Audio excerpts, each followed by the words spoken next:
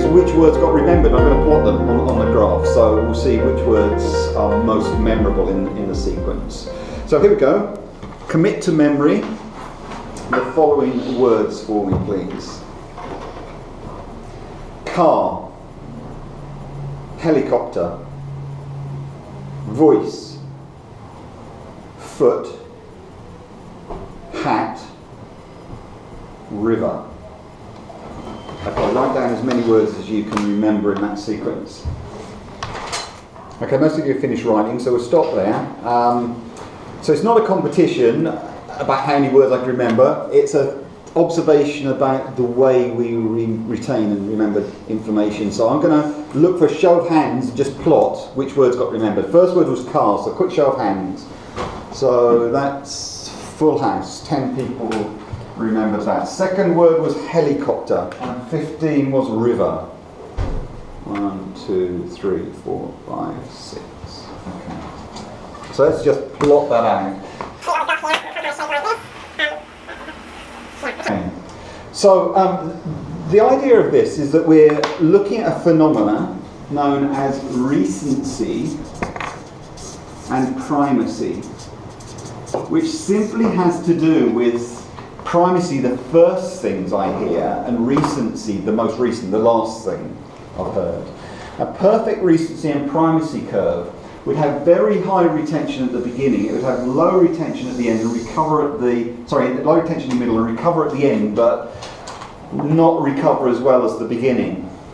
So what you'd often find in this exercise is that the highest retention happens with the opening few words. So we had 10, 10, 9, 8. So pretty high retention with the opening words. Definitely we have our lowest words kind of around the middle sequence. And we had some recovery at the end. Egyptian was weird. Have you all just been to Egypt? It just stands out. It's really strong imagery when you think of Yeah, maybe, yeah, but that doesn't normally happen. I always use the same words, so I'm not quite sure why you were latched onto Egypt. But even that, is in the closing sequence. If you averaged out the closing, then, it kind of, it's not so far away from this idea of recency and primacy just by using 15 random words. Now, what does this teach us, or have to say about presentation and presentation skills, and about the way we deliver our presentation? Any learnings from this idea of recency and primacy? Present the most important things first, because that's what people remember. Yeah, right up the front. Somebody's throwing me a different colour pen. That would do. This piece at the front is the most sticky. Is the most critical part of the presentation in putting over the key message.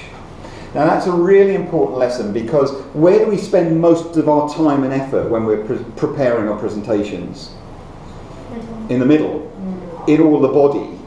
And often the beginning and the end we kind of give maybe a glancing bit of attention, but this argues that really crafting your opening sequence is like mission critical in terms of getting messages left in people's minds and getting key messages over. So there is a major important thing going on at the beginning. What else could we say about this? What else does it suggest? Have like a mid-break or break a presentation in some way. Yeah. So maybe like a handout or just anyway. Absolutely, because this middle piece is the least sticky. It often can be the most boring if it's a long presentation. Well, getting into detail and content and people will zone out, and you might be zoning out now because that happens. We kind of suddenly find that my brain's gone off somewhere else, and we've lost our attention span. So some way, as Ryan suggests, of effectively what we want to do is elevate that, isn't it? We want to make it more sticky during the middle of the presentation. So we're going to talk about using flair later, adding flair into the presentation to try and increase that stickiness. There was one occasion I was doing this and somebody started drilling on the side wall with a hammer drill outside, and they said, "What was that word?" And I repeated it, middle of the deck. Guess where it came out? Absolutely top. Yeah, right at the top. So just repetition is something that will make content more sticky. We have an ice cream van around here that does that. It causes a lot of disruption. Yeah, and it's quite sticky, I suspect. Especially on a hot day. But okay, there's another lesson here. What is the third major point? Repeat at the end almost, so like summarise everything that you've said. Yeah.